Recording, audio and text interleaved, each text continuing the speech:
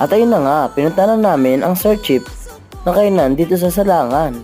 Dahil nag-viral nga ito sa Facebook kaya dali-dali namin pinuntahan agad-agad. Sobrang dami kung makikita nyo, sobrang dami talaga ng tao. Di mo alam guys kung saan ka upo dyan.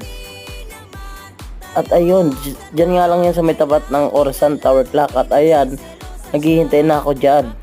Sabi ko pa nga dyan is matira matibay sa dami ng tao. At ayun guys, kasama ko rin si Chris Nathan dyan para kami kumain. Waiting na kami ng order namin dyan.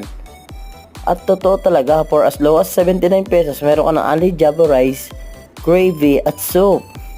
Kaya ano pang hinihintay nyo, tara na. At ayun na nga, in order ng aking anak ay sisig. Ayan, kung makikita nyo, sobrang daming tao talaga. Kaya ano pang hinihintay nyo, tara na.